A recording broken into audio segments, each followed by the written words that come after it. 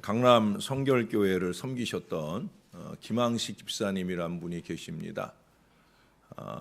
그때만 해도 이분이 이제 고등법원, 서울 고등법원의 판사였어요. 여러분들이 잘 아시는 대로 이제 나중에 그분은 교회의 장로도 되고 또 국가적으로는 대법관도 지내고 또 우리가 아는 것처럼 국무총리도 지내게 되십니다. 그러나 제가 이분을 알 때는 이제 김항식 집사님으로 또 서울 고등법원의 판사로 그때 제가 말씀드리는 이 얘기를 제가 읽게 되었어요. 언젠가 그분은 자기 아버지를 목졸라 죽인 17세 소년을 재판하게 됩니다. 도저히 용서받을 수 없는 죄악이었죠. 폐륜 범죄로서 이건 정말 용서받을 수 없다. 그래서 그 당시 사회 일각에서도 사형론이 주장이 되기도 했어요. 아마 오늘날 같으면 청와대 게시판에 사형시켜 달라고 하는 청원이 많이 오를 법한 그런 사건이었습니다. 그러나 그분은 최대한 관대하게 처벌하려고 애썼다는 거예요. 결국 그 아이는 중벌을 면하게 되었는데 그렇게 한 이유를 이렇게 말씀하셨습니다. 저는 재판정에 설 때마다 인류 역사상 최대의 오판인 빌라도의 경우를 생각하며 두렵고 떨리는 마음으로 임합니다. 그러기에 마땅히 벌받을 사람에게 유죄를 선고하고도 늘 괴롭기만 하답니다. 이게 이유였어요. 물론 이분도 사람인지라 유신 체제 하에서는 그 군부 독재의 눈치를 보느라고 잘못된 판결을 하고 물론 나중에 이제 그 부분에 대해서 신앙적인 양심이나 또는 법조인의 양심을 가지고 그가 국무총리로서 이렇게 뭐라 그럽니까? 갑자기 청문회를 할 때 여러분 기억하시나 모르는데 그 청문회장에서 그가 유신 체제 안에 하라에서 그때 유죄 판결을 했던 분이 마침 국회의원으로 또 있어서 그런 자리에서 그가 공식적으로 그때 잘못했다고 미안하다고 사과를 표했던 그런 때도 있습니다. 근데 어찌 보면 그게 신앙이죠. 그도 어쩔 수 없는 사람이라 그 독재 체제 하에 긴급조치 구호였나요? 그런 것에 대한 오판을 내릴 수밖에 없었지만 그가 신앙을 가지고 깨달을 때 그건 잘못됐구나라는 걸 시인하는 건강한 모습을 보여주었었다라는 거예요. 우리가 좀 전에도 사도신경을 하는데 거기에 등장하는 한 인물이 있죠. 바로 빌라도입니다. 그는 양심을 팔아버린 재판장이요 정치인의 표상으로서 그의 생애에 있어서 단 한 번의 오판으로 인해 후대에 그를 아는 모든 이들을 통해 본디오 빌라도에게 고난을 받아 십자가에 못 박혀 죽으시고 라고 불명예스럽게 불려지는 인생이 되어집니다. 오늘 시편 82편은 이 빌라도와 같이 불공평한 판단을 내리는 사람들에 대한 하나님의 진노를 말씀하고 있어요. 아울러 공의로운 재판장이신 하나님께서 이 불의한 결정에 대해서 판단할 때가 있을 거다 하는 경고의 말씀을 주고 계셔요. 하나님이 1절에 보니까 신들의 모임 가운데 서시며 하나님은 그들 가운데 재판하시느니라. 이게 정말 마지막 때 천사들이 둘러있는 데서 저나 여러분들을 재판하는 그 장면을 떠올릴 수도 있고요. 여기서 말하는 이 신들의 모임이라고 하는 건 바로 6절에 보시면 내가 말하기를 너희는 신들이며 다 지존자의 아들들이라 말씀으로 근거해 볼 때는 바로 우리들이 무엇인가를 판단하고 결정하는 그 자리에 하나님이 계시다는 거예요. 우리는 그 하나님이 우리가 생각하고 말하고 행동하는 그 자리에 하나님이 재판장으로 계시다 하는 생각을 가지고 하나님은 어떻게 판단하시고 말하실까 하는 것들을 염두에 두어야 된다는 것을 우리들에게 말씀하시기도 합니다. 이것은 공식적인 재판을 행하는 사람들에게만 한정된 말씀이 아니다라는 것을 그런 점에서 우리가 깨달아야 된다는 거예요. 우리도 우리의 삶 속에서 어떤 문제에 대한 중요한 결정을 내려야 할 때가 있고, 그때 우리는 잊지 말아야 될 게 있어요. 6절의 말씀 읽어드렸지만 너희는 신들이며 다 지존자의 아들들이다. 우리가 사람 맞아요. 그러나 하나님의 아들, 지존자 되신 하나님의 자녀라는 점에서는 신과 같은 마음과 태도로 살아야 된다는 거예요. 안타깝게도 이 말씀에 해당되는 어리석은 빌라도 같은 인생들은 사람처럼 죽으며 고간에 하나같이 넘어진다. 이 얘기는 뭐냐면 하나님의 자녀면 하나님의 자녀같이 해야지. 왜 마귀 새끼같이, 왜 사단같이, 왜 육신의 인생같이 그렇게 판단하고 행동하느냐 하는 그런 말씀을 해주고 있는 거예요. 그리고 그 결정에 있어서 하나님의 자녀다운 올바른 결정을 잘 내려야 된다. 그러면서 염두에 두어야 될 얘기가 있어요. 이게 뭐냐면 3절 4절입니다. 가난한 자와 고아를 위하여 판단하며 곤란한 자와 빈궁한 자에게 공의를 베풀지며 가난한 자와 궁핍한 자를 구원하여 악인들의 손에서 건질지니라 하시느니라.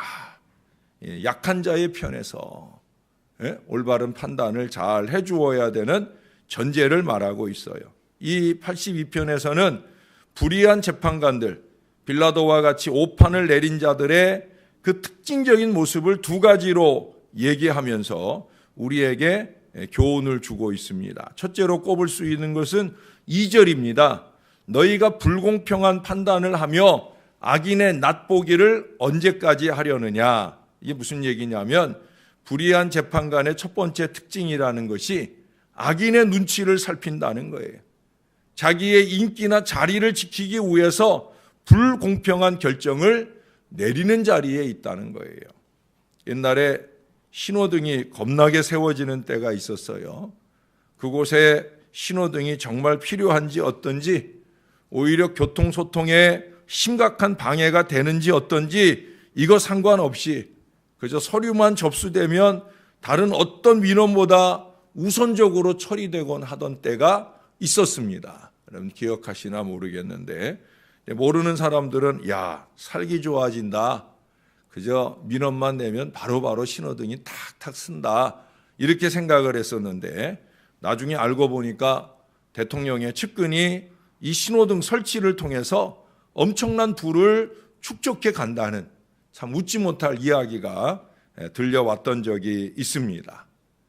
빌라도 같은 경우 그는 한순간 마음이 흔들린 적이 있었죠. 예수님의 그 재판을 결정하기 전에 그가 올바른 판단을 내릴 뻔한 그런 아주 중요한 순간이 있었어요.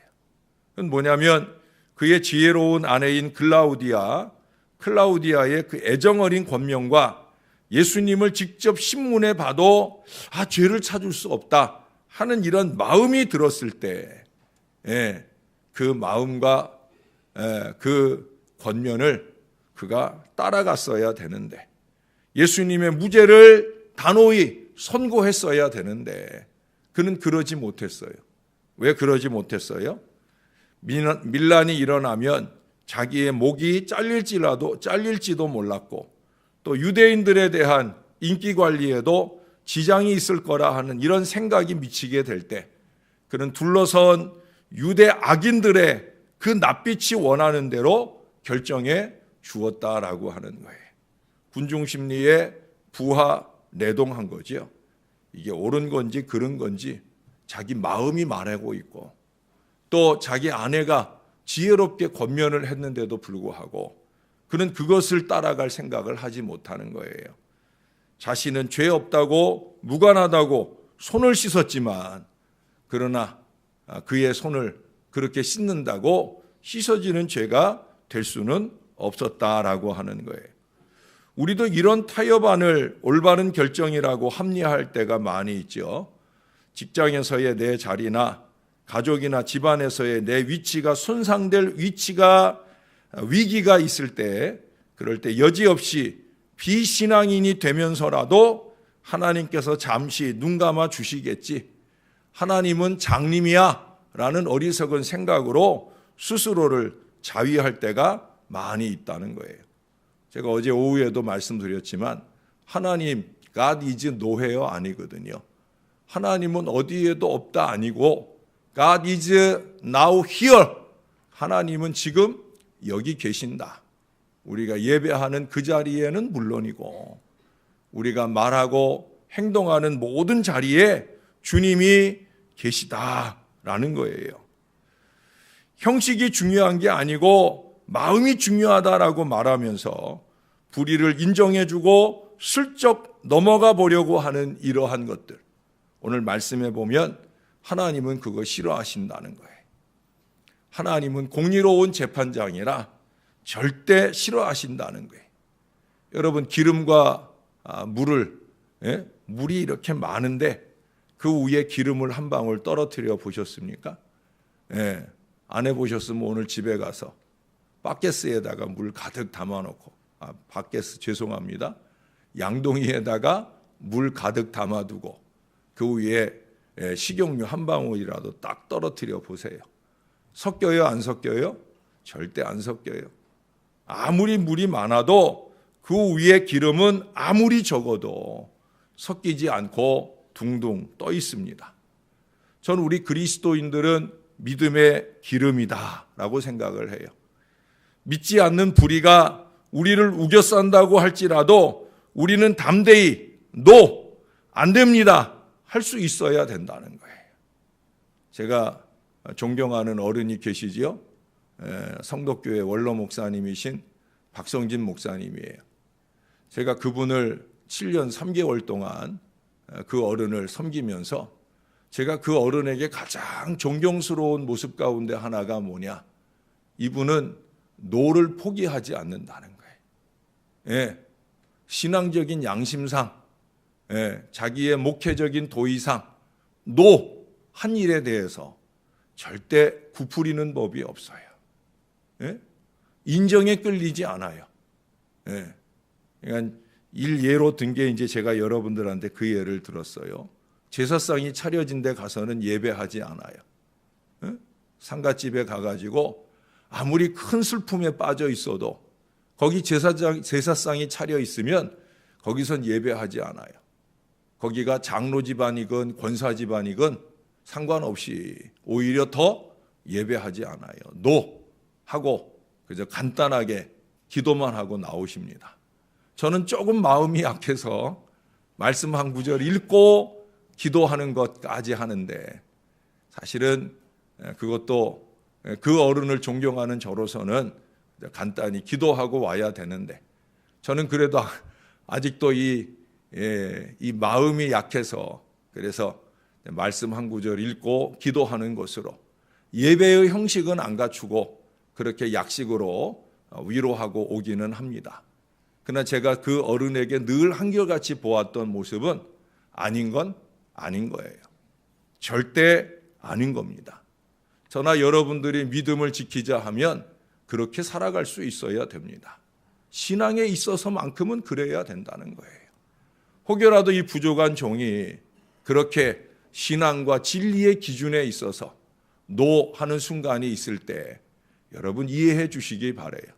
제가 그렇게 몰인정한 사람이 아닌데 왜 저렇게 말씀하실까? 왜 저렇게 행동하실까? 그렇게 행동할 때에는 제가 다 이유가 있는 거예요. 하나님의 말씀이 말하기 때문이고요. 그 말씀, 그 진리를 지켜가야 하는 게 저의 사명이기 때문에 그래요. 두 번째 특징을 보면 5절에 나옵니다. 5절에 그래요. 그들은 알지도 못하고 깨닫지도 못하여 흑암 중에 왕래한다라고 말하고 있어요. 왜 오판을 하느냐? 왜 잘못되게 판단하고 행동하느냐? 무식하고 무감각하기 때문에 그렇다는 거예요. 많은 정치인 중에 아내 잘못 만나서 망신당하는 사람들이 많죠. 잘못된 결정을 내리는 그런 사람들이 많이 있었어요. 우리가 뭐 무슨 여사 하는 또 뭐 무슨 큰손, 최근에도 이 큰손이 또 사기치다가 잡혀 들어갔다 하던데, 무슨 큰손이라고 불리는 그런 여인들의 남편은 다 불행하게 생각이 되었어요. 사실은 그 남편들이 한심한 거죠. 그런 아내를 만났기 때문에 불행한 게 아니라 그런 아내의 말에 휘둘렸기 때문에 불행한 인생인 거예요. 저는 몇 년 전에도 그런 어른을 봤어요. 참 좋은 분이에요. 좋은 목회자예요. 근데 아내 잘못 만나가지고 그 아내에게 휘둘리면서 평생 아름다운 목회를 한 번에 무너뜨린 어리석은 인생도 제가 본 적이 있습니다. 그래서 저는 아내하고 중요한 얘기는 하지 않아요. 제가 목회하면서 겪게 되는 참 한심스럽고 답답한 얘기는 집에 가서 하지 않아요. 우리 아내도 여자이니까 여자의 감정에 따라 잘못 말해줄까 싶어서 지혜로운 아내가 지혜로운 아내로 남아있길 원해서, 그래서 중요한 얘기는 하지 않아요. 오늘 빌라도는 그 반대였잖아요. 지혜로운 여인을 아내로 두었어요.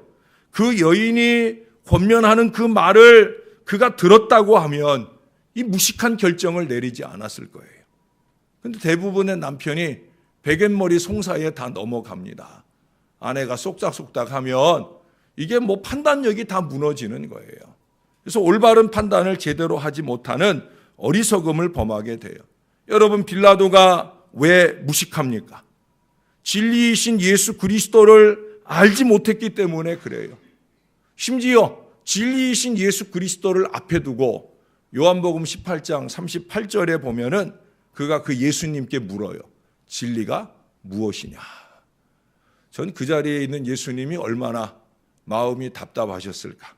물론 그는 그 앞에 14장 6절에서 하는 말씀을 못 들은 사람이죠. 내가 곧 길이요 진리요 생명이다.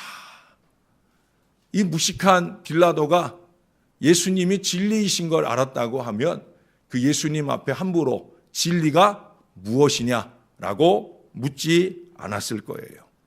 진리를 분별하지 못할 때 불의한 결정을 내리는 거예요. 진리를 진리로 느끼지 못할 때 오판하게 되는 거예요. 저나 여러분 누구나 다 빌라도처럼 될 수 있어요. 진리를 분별하지 못하면 하나님께서는 어떻게 생각하실까?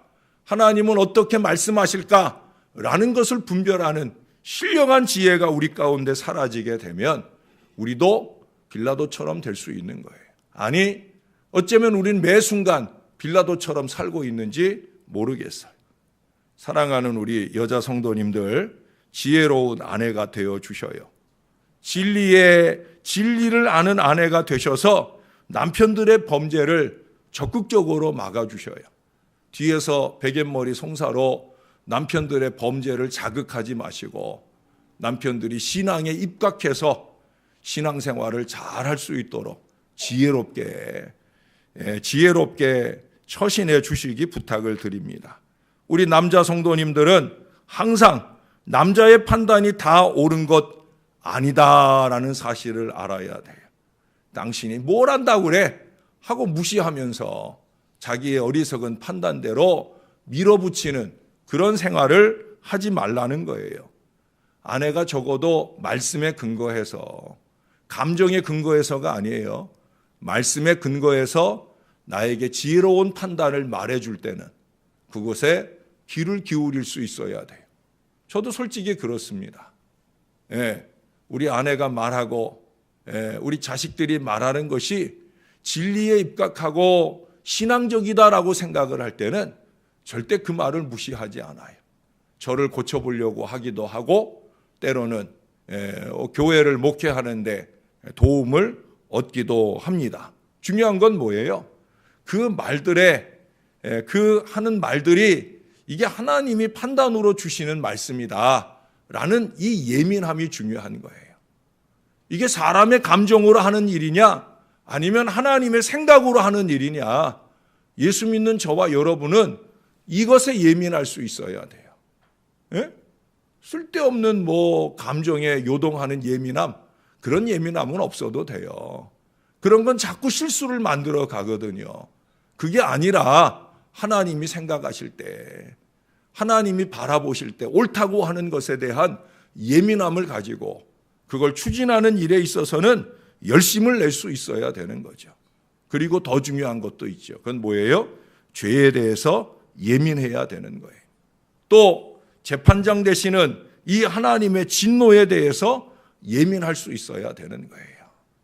이것만 할 수 있다고 하면 저와 여러분이 우리의 삶에 있어서나 사역에 있어서나 판단을 해야 될, 신앙적인 판단을 해야 될 중요한 순간에 있을 때 나의 이기와 욕심에 따라 판단하는 게 아니라 하나님의 뜻을 따라 건강하게 판단할 수 있는 믿음의 지혜를 얻을 수 있을 것입니다.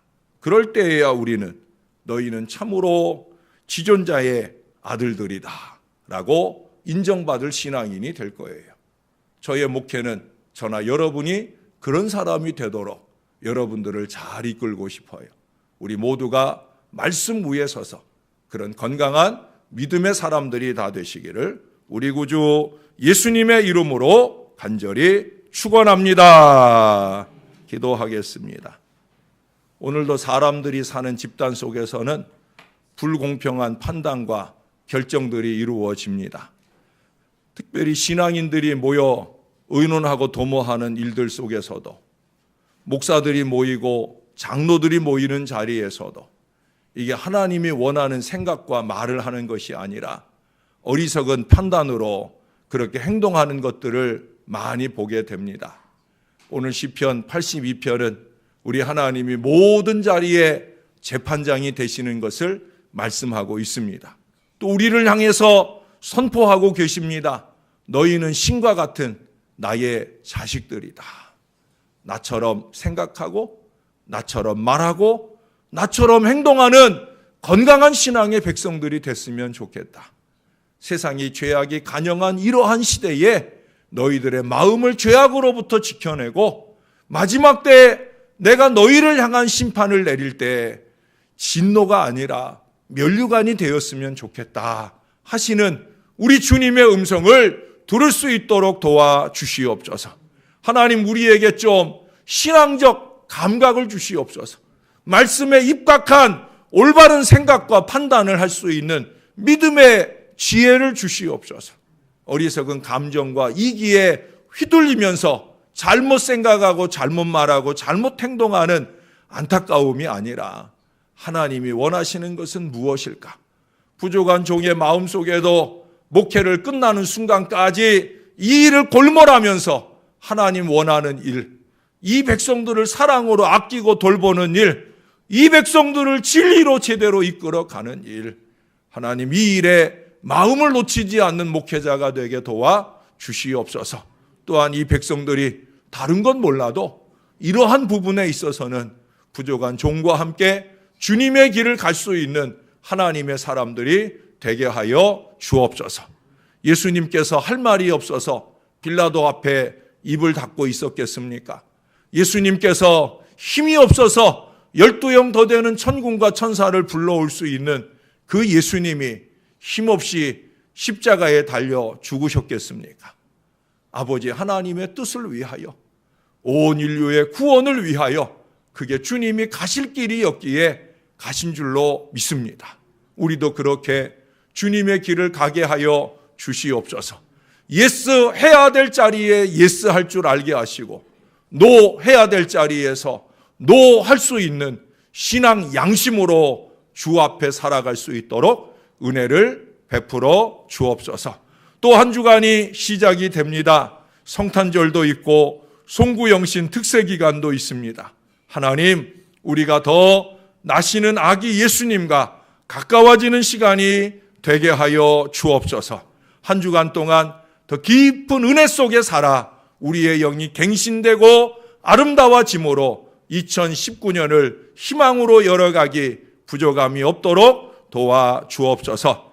이한솔 전도사님, 오늘 이제 홍콩에서의 사역을 마치고 귀국합니다.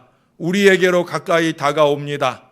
오셔서 사역의 문을 여실 때 하늘의 은혜가 귀한 종에게 충만히 넘치게 도와주시고 일하러 오는 사람 아니라 목회하러 오는 사람으로 이 교회를 잘 섬기도록 부족한 종을 보필하여 건강한 목사로 자라가는 귀한 기회를 얻을 수 있도록 우리 하나님께서 축복해 주시옵소서. 감사합니다. 예수님 이름으로 기도합니다.